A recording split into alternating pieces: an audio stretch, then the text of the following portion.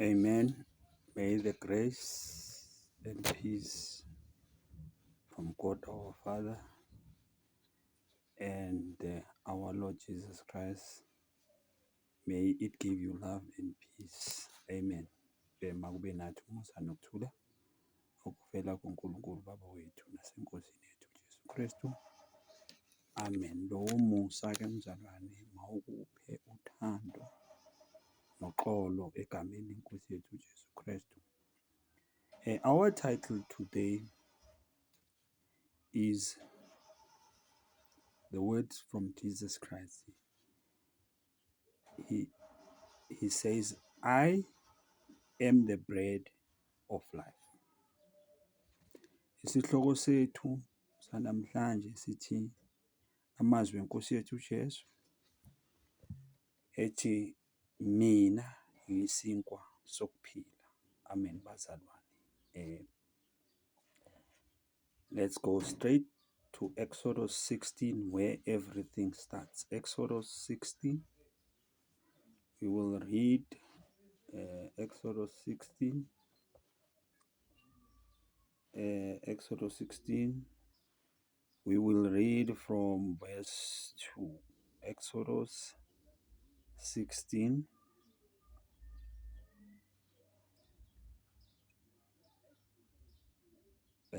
It's Exodus 16. Let's read from verse 2. Verse 2. There in the desert they all complained to Moses and Aaron. Verse 3. And said to them, we wish that the Lord had killed us in Egypt. There we could at least sit down and eat meat as much other food as we wanted. But you have brought us out into this desert to starve us all to death. Verse 4. The Lord said to Moses, now I am going to make food rain down from the sky for all of you. The people must go out every day and gather enough for the day. In this way, I can test them to find out if they will follow my instruction. Verse 5. On the sixth day, they are to bring in twice as much as usual and prepare it. Verse 6. So Moses and Aaron said to all the Israelites, this evening you will know that it was the Lord who brought you out of Egypt. Verse 7. In the morning you will see the dazzling light of the Lord's presence. He has heard your complaints against him. Yes, against him, because we are only carrying out his instructions. So no use complaining about Moses and Aaron, because they are carrying the Lord's instruction. Verse 8. Then Moses said, it is the Lord who will give you meat to eat in the evening and as much bread as you want in the morning, because he has heard how much you have complained against him. When you complain against us, you are really complaining against the Lord. Verse 9. Moses said to Aaron, tell the whole community to come and stand before the Lord, because he has heard their complaint. Verse 10. As Aaron spoke to the whole community, they turned towards the desert, and suddenly the dazzling light of the Lord appeared in a cloud. Verse 11. The Lord said to Moses, I have heard the complaints of the Israelites. Tell them that at twilight they will have meat to eat, and in the morning they will have the bread they want. Then they will know that the Lord am their God. They will have all the bread they want. They will have meat to eat. Amen. Verse 13. And they will know that I am the Lord their God. Verse 13. In the evening, a large flock of quails flew in, enough to cover the camp. And in the morning, there was dew all round the camp. 14. When the dew evaporated, there was something thin and flaky on the surface of the desert. It was as delicate as frost. 15. When the Israelites saw it, they didn't know what it was and asked each other, "What is it?" Moses said to them, "This is the food that the Lord has given you to eat." Verse 16. The Lord has commanded that each of you is to gather as much of it as he needs, 2 liters for each member of his household. The Israelites did this. That's verse 17. The Israelites did this, some gathering more, others less. Verse 18. When they measured it, those who gathered much did not have too much, and those who gathered less did not have too little. Each had gathered just what he needed. Verse 19. Moses said to them, "No one is to keep any of it for tomorrow." That's verse 19. Moses said to them, "No one is to keep any of it for tomorrow." Verse 20. But some of them did not listen to Moses and saved part of it. The next morning it was full of worms and smelled rotten, and Moses was angry with them. So they stole the meat. They didn't listen, and it says the next morning it was full of worms and smelled rotten, and Moses was angry with them. Amen. Let me go quick to 2 Corinthians to cover something fast. 2 Corinthians. 2 Corinthians chapter 18, verse 15. We're just covering Exodus 16, verse 18. Now, Exodus 8, chapter 16. It reads as follows. Verse 15. Exodus 8. As the scripture says, the one who gathered much did not have too much, and the one who gathered little did not have too little. Let's go to Exodus 16 in isiZulu. Exodus 16 ngesizulu bazalwane sizofunda nje kusuka lapha kuverse 3 ngoba ngale sicale kuverse 2 ngapha kuverse 3. Abantwana bakwa-Israyeli bathi kuMoses no-Aaron, "Sengathi ngasafa ngesandla sikaJehova ezweni laseGibhithe, lapho sasihlezi ngasemakhanzini enyama, sidla isinkwa sisutha ngokuba nisiphumisele kuleli hlane ukuyobulala lonke leli bandla ngendlala." Verse 4. UJehova wayesethi kuMose, "Bheka, ngizakuninisela isinkwa esivela ezulwini. Abantu bayakuphuma babuthe isabelo sosuku imihla ngemihla, ukuze ngibavivinye ukuthi baza kuhamba yini emthethweni wami noma cha." Verse 5. Kuzakuthi ngosuku lwesithupha bakulungise abakulungisileyo, kuzakuba ngokuphindwe kabili kwalokhu abakubutha imihla ngemihla. Nikhumbule ukuthi ngesuku lesikhombisa kuyisabatha bebangavunyelwa ukuphuma ngaphandle. Manje ngesuku lesithupha uyabavumela uNkulunkulu ukuthi bangabutha babuthele nakusasa. Amen. Verse 6. OMose no-Aroni bathi kubo bonke abantwana bakwa-Israyeli, "Ngakusihlwa niyakwazi ukuthi uJehova unikhiphile ezweni laseGibhithe. Kusasa niyakubona inkazimulo kaJehova, lokhu ezwile izinkonono zenu ngoJehova. Thina siyini ukuba nikhonone ngathi na?" Ngamanye amagama iy'nkonono zabo noma bezibhekise kuMose no-Aroni, kodwa eqinisweni bakhonona ngoNkulunkulu. Amen, bazane. Verse 8. UMose wathi, "Lokhu kuzakwenzeka lapho uJehova eyakuninika inyama kusihlwa kube nidle, nasekuseni isinkwa kuze nisuthe, ngokuba uJehova uyezwa izinkonono zenu enikhonona ngaye ngazo. Thina siyini? Izinkonono zenu azingathi zingoJehova." Verse 9. UMose wathi ku-Aroni, "Yisho kuyo yonke inhlangano yabantwana bakwa-Israyeli ukuthi sondelani phambi kukaJehova, ngokuba uzwile izinkonono zenu." Verse 10. Kwathi u-Aroni esakhuluma kuyo yonke inhlangano yabantwana bakwa-Israyeli, babheka ngasehlane, bheka, inkazimulo kaJehova yabonakala efuleni. Verse 11. UJehova wakhuluma kuMose wathi, Verse 12, ngizwile izinkonono zabantwana bakwa-Israyeli.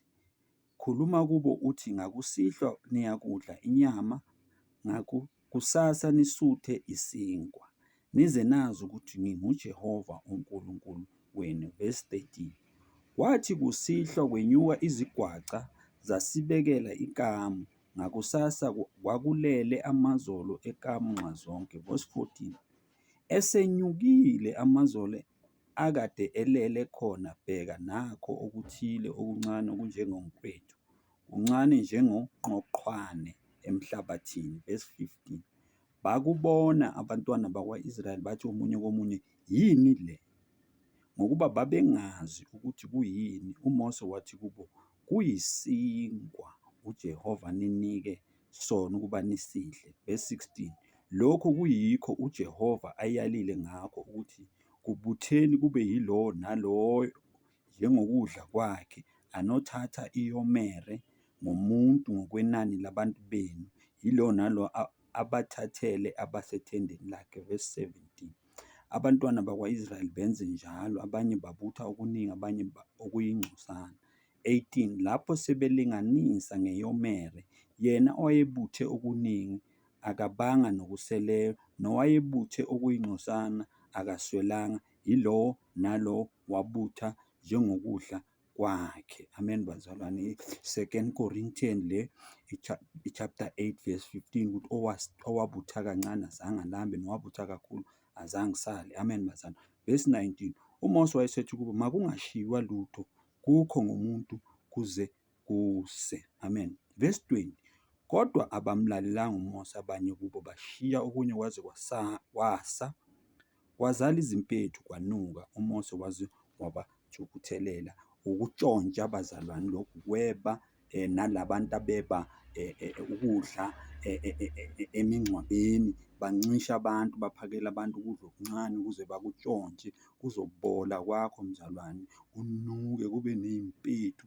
uze uthi ukunukise nenyama yonke uyifake efrijini kuze kukhoste ukuthi uzuyilahle, uzofuna ukusuka nama-tiles. Labo bonke laba abatshontsha ukudla mzalwane, bayakutshontsha nasemingcwabeni, bakutshontshe nasemishadweni, bakutshontshe nasemicimbini yabantu, kuzobola kunuke mzalwane, egameni leNkosi yethu uJesu Kristu. Njengoba sengifundile u-1 Corinthians chapter 15 ukuthi owathatha okuningi azange kusale lutho, nowathatha kancane akazange aswele. La ku-20-ke abanye abamlalelanga uMose, bakubekela ngakusasa kwavuka kuzala izimpethu, kwanuka. UMose waze wabathukuthela, kusho ukuthi kwaba ney'bungu, kwanuka kabi. Cabanga ukuthi ufaka ukudla okwebe esifeni or emshadweni or emcimbini yabantu or emisebenzini yabantu, sekuyanuka la endlini. Amen, bazalwane. Ningatshontshi ukudla emingcwabeni, bazonipha, iphani abantu ngoba bathengele ukuthi abantu badle. Abanye babuye ekudeni, nina nihlale eduzane, yingakho nikutshontsha, nikufake emafrijini, kuzonuka kube ney'bungu. Kumele ifriji yakho uyivule 7 days ukuthi kuphele lokunuka, uzofise nokuhlanza i-tiles ngaphandle, ulikhiphe egameni leNkosi yethu uJesu Kristu. Let's go then to our title, Jesus is the bread of life. This is John chapter 6. I'm rushing all the time. John chapter 6, so that we can relax maybe. John chapter 6, from verse 25. Remember, Jesus fed a great crowd. Amen. Now, verse 25, John chapter 6, verse 25. Jesus, the bread of life. It is the title and the same title that I'm using. John chapter 6, verse 25. When the people found Jesus on the other side of the lake, they said to him, Teacher, when did you get here? 26, Jesus answered, I am telling you the truth. You are looking for me because you ate the bread and had all you wanted, not because you understood the miracles. Amen. 27, do not work for food that goes bad, like the manna that was kept. Do not work for food that goes bad. Instead, work for the food that lasts for eternal life. This is the food which the Son of Man will give you, because God the Father has put his mark of approval on him. Verse 28. So they asked him, what can we do in order to do what God wants us to do? What can we do in order to do what God wants us to do? They asked Jesus. 29. Jesus answered, what God wants you to do is to believe in the one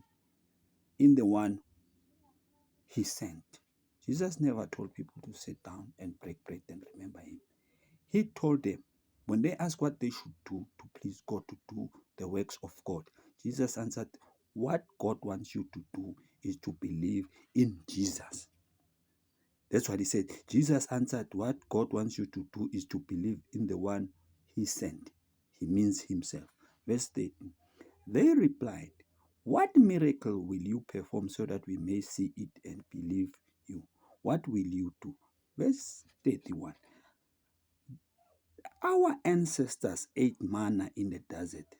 That's the people telling Jesus. That's a verse, Exodus 16, which I just read. I don't want to rob you. I want to give you all the scriptures. Verse 31. Our ancestors ate manna in the desert, just as the scripture says. He gave them bread from heaven to eat. 32. I am telling you the truth, Jesus said. What Moses gave you was not the bread from heaven. It is my Father who gives you the real bread from heaven. He speaks about himself. 33. For the bread that God gives is he who comes down from heaven and gives life to the world. 34. Sir, they asked him, give us this bread always. 35. Jesus, I am the bread of life. Jesus told them, those who come to me will never be hungry. Those who believe in me will never be thirsty. 36. Now, I told you that you have seen me but will not believe. Everyone whom my Father gives me will come to me. I will never turn away anyone who comes to me. In other words, those who confess Jesus, Jesus will come to them. Verse 38, because I have come down from heaven to do not my own will, but the will of him who sent me.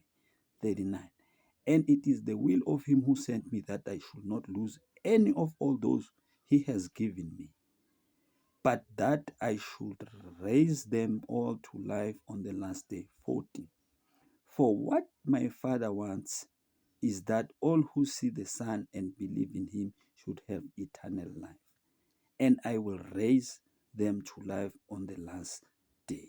41.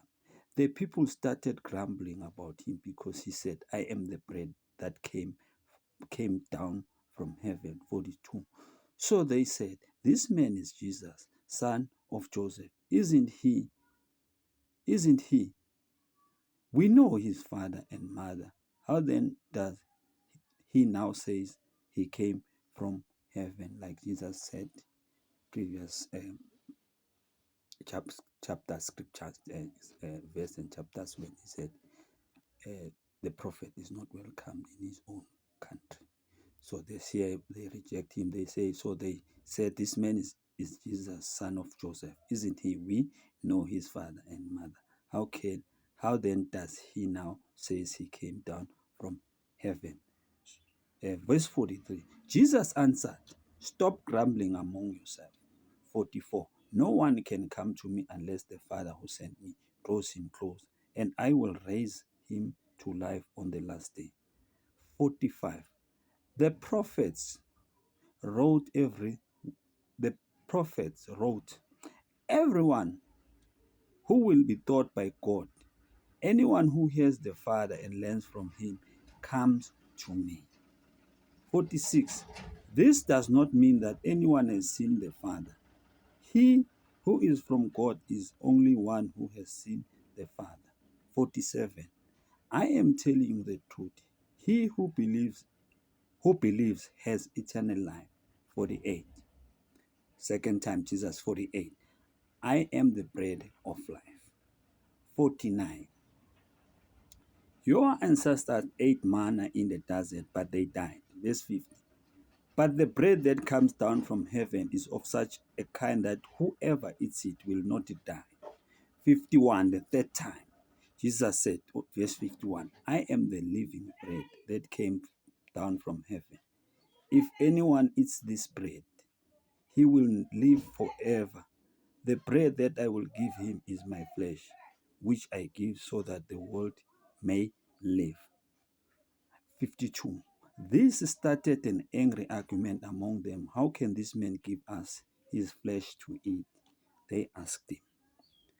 53. Jesus said to them, I am telling you the truth. If you do not eat the flesh of the Son of Man and drink his blood, you will not have life in yourself.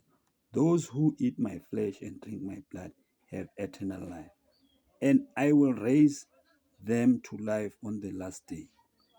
55. For my flesh is the real food, my blood is the real drink. 56. Those who eat my flesh and drink my blood live in me, and I live in them.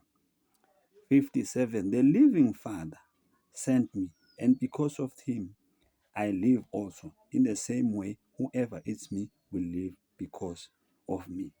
Verse 58. This then is the bread that comes down from heaven. It is not like the bread that your ancestors ate.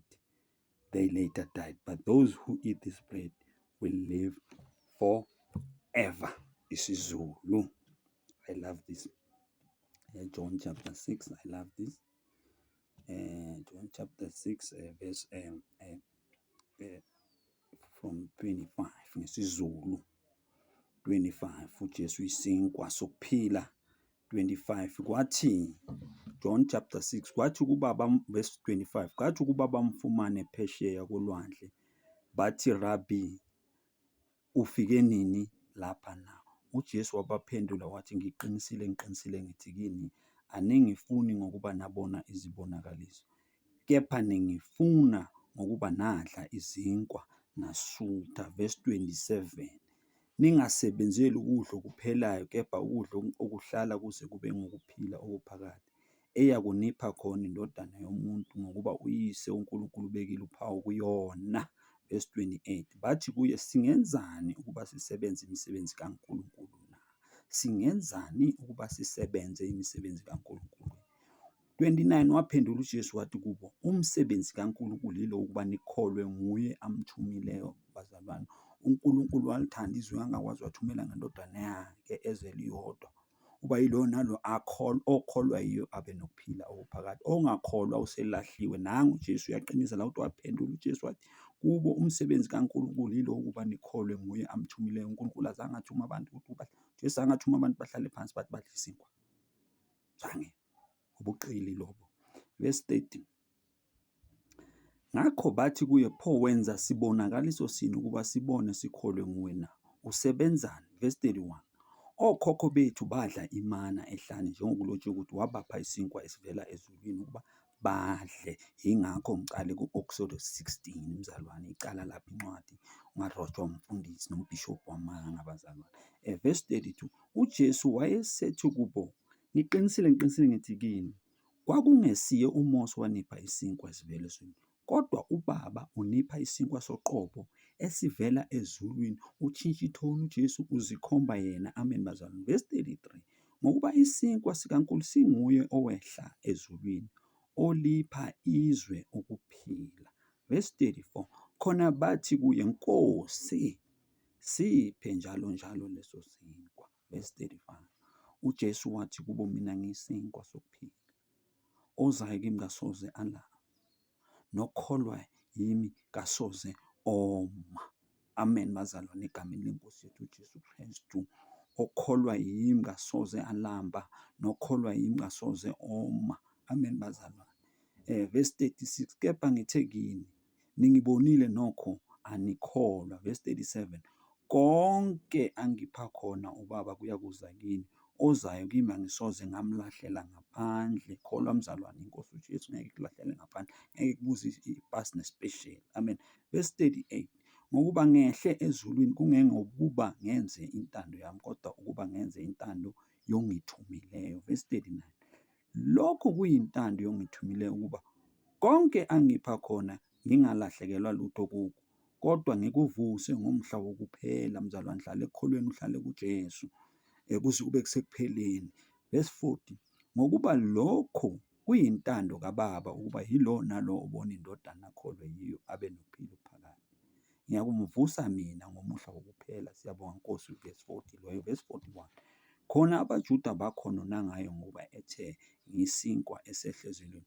Bathi-ke lona akusiye. Verse 42. Bathi-ke lona akusiye uJesu indodana kaJosefa, uyise nonina asibazi na? Usesho kanjani pho ukuthi ngehle ezulwini? Nikhumbule bazalwane, amazwi eNkosi uJesu wathi umprofethi akamukelwa ezweni lakubo. Lingakumangaleli lokho, ngoba nawe abantu uma bekwazi ube umuntu omubi, oyisidakwa, oyinhlekisa, uma sewuphendukile abantu ngeke bakwamukele. Nabo-ke abamamukeli uJesu bathi-ke lona kusiye uJesu indodana kaJosefa, uyise nonina sibazi na? Usho kanjani pho ukuthi ngehle ezulwini? Verse 32. UJesu wabaphendula wathi kubo, ningakhononi phakathi kwenu. Verse 44. Akakho ongeza kimi uma uBaba ongithumileyo angamdonsi, mina-ke ngiyakumvusa ngomuhla wokuphela. Verse 45. Kulotshiwe kubaprofethi ukuthi bonke baya kuba ngabafundiswe nguNkulunkulu. Yiloyo naloyo ozwile kuBaba wafunda. Uyezwa bazalwane, uma uNkulunkulu ekuphile lo, uzokholwa iNkosi uJesu, uzozwisisa, uzoba umfundi wenkosi. Hhayi ukuthi ngumfundi ngoba naku ngumfundisi, cha, ngumfundi nami ngiyafundiswa. 46. Akusikho ukuthi ukhona oke wabona uBaba, kuphela ovela kuNkulunkulu nguyena ombonile. Verse 47. Ngiqinisile ngithi kini, okholwayo unokuphila okuphakade. Verse 48. Uyaphinda kwesibili, ushilo ku-35, uyaphinda kuverse 40, uthi mina ngiyisinkwa sokuphila. Uverse 48. Verse 49. Okhokho benu badla imana ehlane, bafa. Leso sizukulwane esadla imana safa. Verse 50. Lesi siyisinkwa esehla ezulwini, ukuba umuntu adle kuso angafi, usisho yena uJesu. 51. Uyaphinda kwesithathu, uthi mina ngiyisinkwa esiphilayo esehla ezulwini. Uma umuntu edla lesi sinkwa uyakuphila phakade. Futhi-ke isinkwa engiza kusinikela ngenxa yokuphila kwezwe siyinyama yami. Verse 52. Base baphikisana bodwa abaJuda bethi, lo angasinika kanjani inyama yakhe siyidle na? 53. Khona uJesu wathi kubo, ngiqinisile ngithi kini, uma ningayidli inyama yami, inyama yendodana yomuntu, niphuze igazi layo, aninakuphila phakathi kwenu. Verse 44. Odla inyama yami aphuze igazi lami unokuphila okuphakathi. Ngifuna nje ukuslowa down lana bazalwane. Odla inyama yenkosi uJesu aphuze igazi lenkosi uJesu unokuphila ophakathi. Uthi-ke inkosi uJesu, mina ngiyakumvusa ngomuhla wokuphila. Verse 55. Ngokuba inyama yami, inyama kaJesu, ingukudla isibili, negazi lami, igazi likaJesu, igazi likaJesu lingukuphila isibili. Verse 56. Odla inyama yami aphuze igazi lami uhlala kimi, nami kuye. Verse 57. Njengalokho uBaba ophilayo ungithumile, nami ngiphila ngoBaba, lowo ongidlayo naye uyakuphila ngami. Bazalwane, ayikho lokhulu. Ngiyakukhulekela nje uNkulunkulu uyizwe le ndaba. 58. Lesi siyisinkwa esehle ezulwini, kungenjengalokho okhokho benu badla imana bafa. Osidlayo lesi sinkwa uyakuphila phakade. Amen Nkosi uJesu. Amen bazalwane. Asiyeni-ke sizochaza ezinye izinto. Let's go to Ephesians. Ephesians chapter 2. Ephesians chapter 2.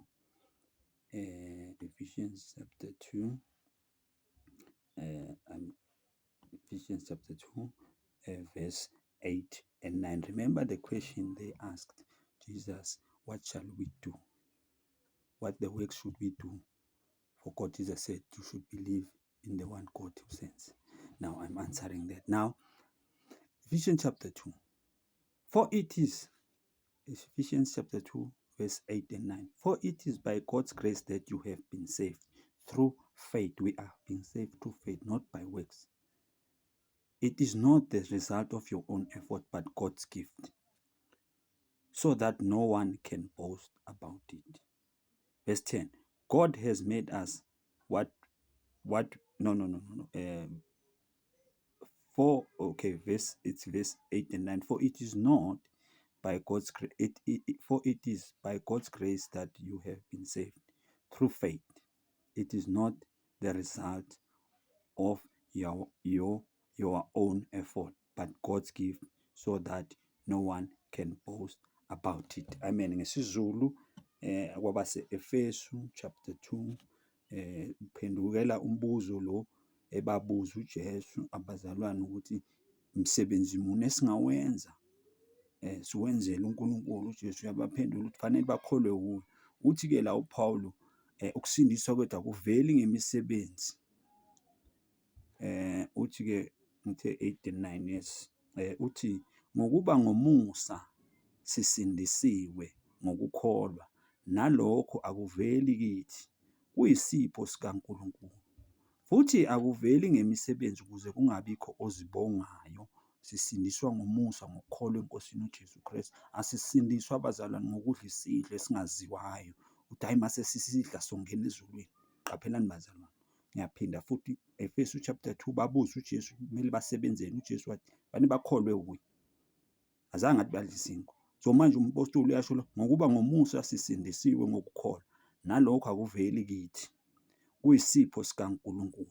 Verse 9. Akuveli ngemisebenzi. Ayikho imisebenzi esingathi singayenza ukuze sijabulise uNkulunkulu ngaphandle kokukholwa indodana yakhe ayithumele emhlabeni. Yiyo ezosenza sisebenza, hayi isidlo. Akuveli ngemisebenzi ukuze kungabikho ozibongayo. Let's go to John chapter 1 so that you can understand where does this bread actually begin, because people are confused. This bread, where does this bread begin? Let's go to John chapter 1 verse 1 to 3. When does this bread start? This is, I just don't want to read you too much scriptures, but this scripture is Genesis chapter 1. Now we will read it from John chapter 1. John chapter 1. In the beginning, the Word already existed. The Word was with God, and the Word was God. Verse 2. From the very beginning, the Word was with God. From the beginning, the Word was with God. 3. Through him God made all things. Not one thing in all creation was made without. From the beginning, nothing was made without Jesus. I'm going to tell you that. It was not made without Jesus. Amen. Verse 4. The Word was the source of life from the beginning. And this life brought light to humanity. If people will start to read, to break bread because they read the New Testament, they are fools. Jesus was in the beginning. Genesis chapter 1 and 1. Amen. The word, let me read it again. In the beginning, the word already existed. The word was with God, and the word was God. 2. From the very beginning, the Word was with God. 3. Through him, God made all things. Not one thing in all creation was made without him. Verse 4. The Word was the source of life, and this life brought light to humanity. Verse 10. The Word was in the world, and though God made the world through him, yet the world did not recognize him. Verse 11. He came to his own country, but his own people did not receive him. Verse 12. Some, however, did receive him and believed in him. So he gave them the right to become God's children. Those who received him became gave them the right, he gave them the right to become God's children. Verse 13. They did not become God's children by natural means. That is, by being born as children of human father. God himself was their father. After we have been preached the word and been baptized, we are born again. We are being baptized in the name of Jesus Christ. Not all this comical baptism that they make. They baptize people in swimming pool and in bath and with buckets of water. No, you still need to go and be baptized in the name of Jesus Christ to the flowing water.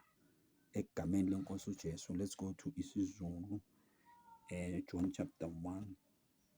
isiZulu. ngokukaJohane ngokukaJohane umvangeli chapter 1. ubuNkulunkulu nobuntu nomsebenzi kaJesu Kristu. Verse 1. Ekuqaleni wayekhona ulizwi, ulizwi wayekuNkulunkulu, ulizwi wayenguNkulunkulu. 2. Yena loyo wayekhona ekuqaleni kuNkulunkulu. Verse 3. Konke kwavela ngaye, ngaphandle kwakhe akuvelanga lutho, kukho konke okuvelileyo. Verse 4.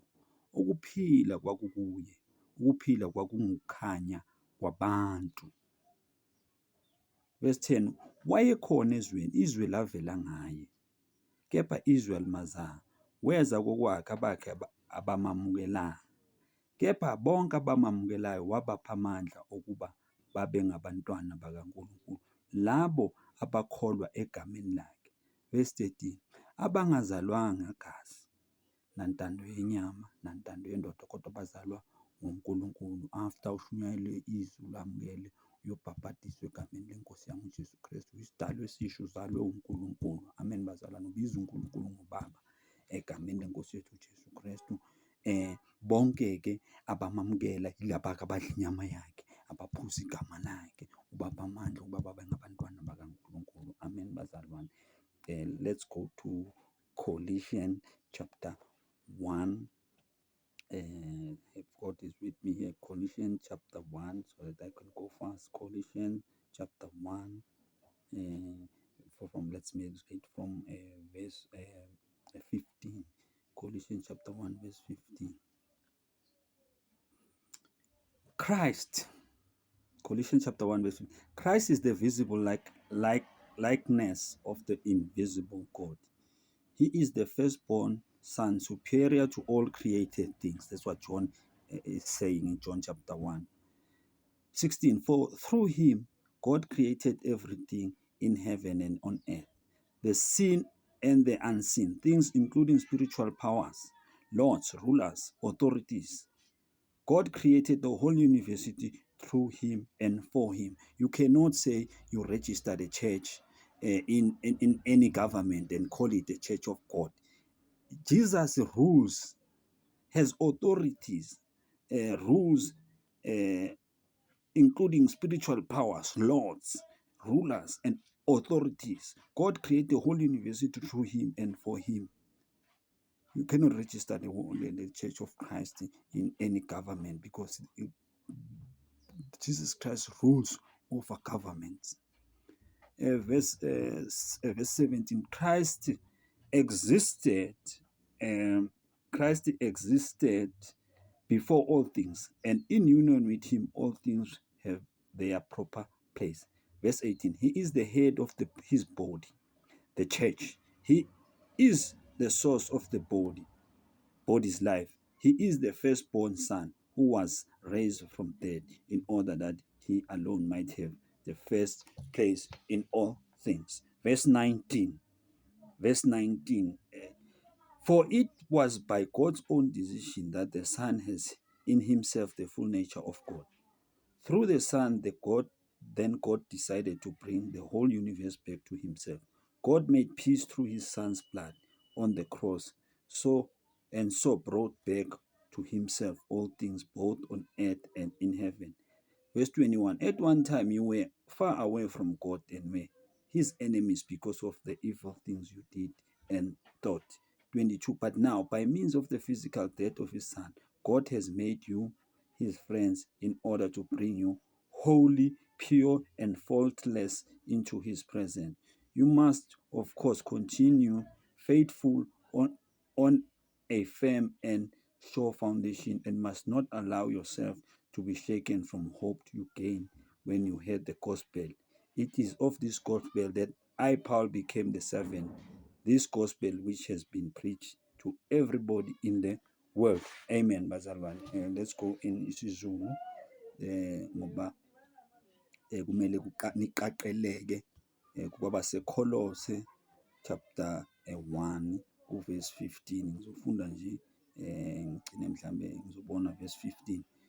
Yona usho uJesu Kristu, yona ingumfanekiso kaNkulunkulu ongenawubona, izubulu lezidalwa zonke, verse 16, ngokuba kwadalelwa kuye konke okusezulwini nasemhlabeni, okubonwayo nokungenakubona, nokuba kuyizihlalo zobukhosi, nokuba kuyimibuso, nokuba kuyizikhulu, nokuba kuyiziphathimandla. Konke kwadalwa ngayo, kwadalelwa yona. Abazalwane, uJesu ungaphezu kwayo yonke imibuso. Ngeke urejiste ibandla lenkosi phansi kombuso uJesu aphezulu kwemibuso yonke. Akusibandla lenkosi, ibandla lomuntu lelo. Verse 17, yona ingaphambi kwakho konke nezinto zonke ezimi ngayo. Yona iyinhloko yomzimba, ngisho ibandla, eyokuqala izubulu kwabafileyo, ukuze yona ibe ngokuqala ezintweni zonke. Verse 19, ngoba kwaba kuhle kuye ukuba ukugcwala konke kuhlale kuye, ngoba ngaye abuyisane nakho konke, esenzile ukuthula ngegazi lesiphambano sayo. Yebo, ngaye nokuba kuyizinto ezisemhlabeni nokuba ngezisezulwini, egameni lenkosi yethu uJesu Kristu. Amen, bazalwane. uJesu ngaphambi kwezinto zonke, uyisinkwa kwasekuqaleni, uyisinkwa ekugqineni. Uthi mina ngingu-Alpha, ngingu-Omega, ngingukuqala, ngingukugcina. Amen, bazalwane. Akekho-ke uzothi yena udla isinkwa. Ukhumbula uJesu ngoba sekafunda i-New Testament. Amen, bazalwane, ufunda wrong. Asiyeni-ke ku-1 Corinthians chapter 10. 1 Corinthians chapter 10. It's got some 1 Corinthians chapter 10, verses 1. Now, 1 Corinthians chapter 10, verse 1 to 4. I want you to remember, my brothers and sisters, what happened to our ancestors who followed Moses. They were all under the protection of the cloud, and all passed safely through the Red Sea. Verse 2. In the cloud and in the sea they were all baptized as followers of Moses. Israel was baptized as followers of Moses under the cloud. Verse 3. All ate the same spiritual bread. Amen. All ate the same spiritual bread. Verse 4. And drank the same spiritual drink. They drank from the spiritual rock. That rock went with them, and that rock was Christ himself.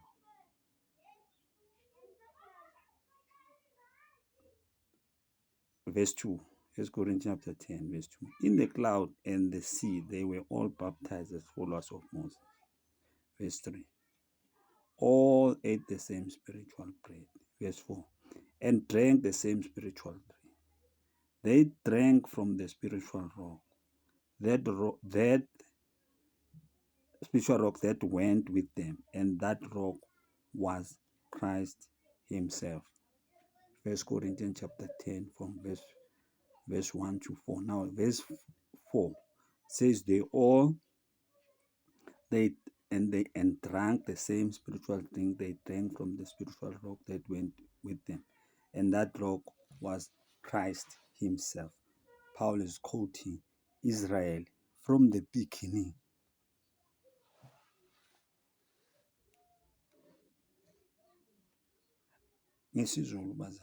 Now I want to tell you something. If we were to eat these idols called the Lord's Supper, this food they made, then we would have to follow the Israelites, the way they used to do things. That is Deuteronomy. I'm not gonna read it now. I'll see what how much time do I have. That's Deuteronomy 16:16. Every year, 3 times a year, they will go and meet together where God chooses and offer sacrifices. We would have to go, all churches will have to go there and we eat the same bread. But since we have Jesus, I'll tell you. Let's go. Um, uh, and then let's go on. Verse 10. Same Corinthians, verse 10 and 10 to 14. We, let me see, let me see. First Corinthians chapter 10, sorry, First Corinthians chapter 10.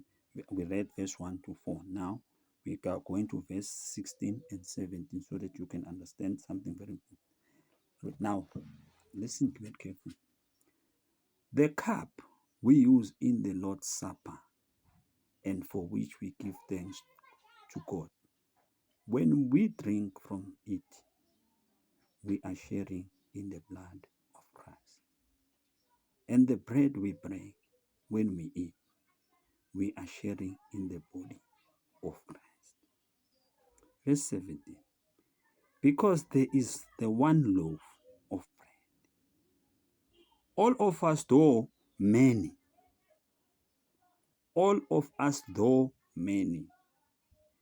are one body, for we all share the same loaf. Now, listen very carefully. We are many domination. Some called Corinthians, some called St. John's, some called a Roman, some called Ephesians, some called Genesis churches, some called apostles, so on. But truthfully, we share the same bread, we drink the same cup. Which is that same cup we share? What is that cup? What is that bread? We read the Bible. We eat Jesus from Genesis until Revelation. No matter how funny they say they eat bread, the bread we eat is the words of the apostles from Genesis until Revelation. That is why these crooks, they want to sway you away from the Bible so that they can con you money, so that they can swindle you money, so that they can lie, so that you don't get to the truth. The bread that we share, as though we are many churches, because I'm a church of Christ, I'm a disciple of Jesus Christ. But we share the same words of the apostles and the prophets and Jesus Christ being himself. This is the bread we eat. This is the bread. This is the blood of Jesus we drink. Although we are many. Let's go in Sizulu. Sizulu, Korinte, verse 10, verse 1. KwabaseKorinte chapter 10, verse 1. Verse 1, ngokuba angithandi bazalwane ukuba ningazi ukuthi okhokho bethu bonke babephansi kwefu, bonke badabula ulwandle, bonke babhabhadiswa kuMose efini naselwandle. Verse 3, bonke badla kudla kunye komoya. 4, bonke baphuza kuphuza kunye komoya ngokuba baphuza edwaleni lomoya. Bheka ngibeka itshe eSiyoni, itshe eliyisisekelo okholwa yilo akayi kubhubha yileli dwala elinguKristu. Bonke baphuza kuphuza kunye komoya ngokuba baphuza edwaleni lomoya elabalandela. Idwala lelo lalinguKristu. Kuhluke ngani-ke namhlanje ngoba sisadla leso simo. Verse 16 and 17. Uthi-ke uPawulu ku-1 Corinthians, kuye le-1 Corinthians chapter 10, sifunde ku-verse 1 to 4. Now sesiku-verse 16. Verse 16, isitsha sesibusiso esibusisayo asiyiyo inhlanganyelo yegazi likaKristu na? Isinkwa esisihlephulayo asiyiyo inhlanganyelo yomzimba kaKristu na? Uma ufunda uJohn chapter 6 lapha ekugcineni iyakutshela uJesu odla igazi lami, ophuza igazi lami, adla inyama yami unokuphila okuphakathi. Isinkwa esisihlephulayo asiyiyo inhlanganyelo yomzimba kaKristu. Uma sihlangene emabandleni asiyidli le sinkwa, asiphuzi legazi lakaJesu. Sifundani? Ngoba sifunda lona, sidla sona le sinkwa. Hey bazalwane, isitsha sesibusiso esisibusisayo siyinhlanganyelo yegazi likaKristu na. Isinkwa esisihlephulayo asiyiyo inhlanganyelo yomzimba kaKristu na. Verse 17, ngokuba isinkwa sisinye, thina esibaningi singumzimba munye, lokhu thina sonke sihlanganyela leso sinkwa. Buza-ke mzalwane, siphi isinkwa? Eliphi igazi?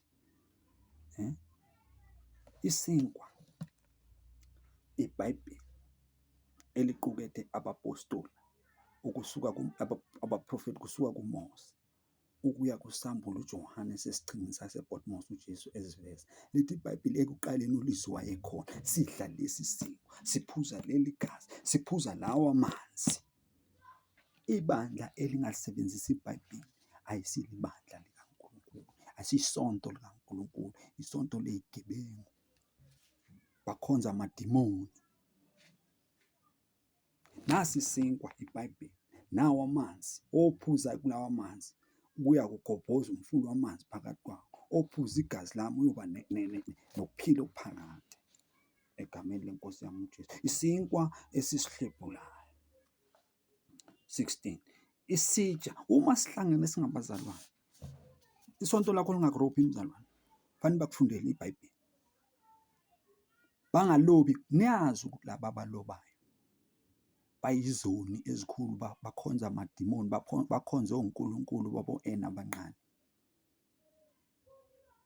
bayanilahla.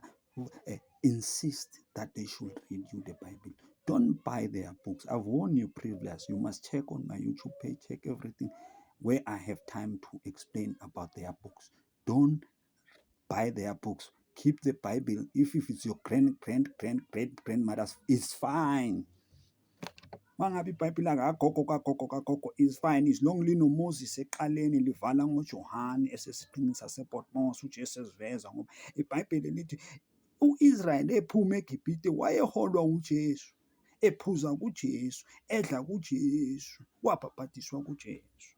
Ithi manje uma sihlangene singabazalwane sihlephula isinkwa sinye, siphuza igazi linye, siphuza amanzi munye, amaphi na lento esihlanganisayo siyisodwa na eyisinkwa seqiniso neqo? IBhayibheli. Asikho esinye isinkwa. Ukube bezikhona isinkwa bengizokufundela uDuteronomy 16:16 manje, ngoba ngikunikile uDuteronomy 16:16.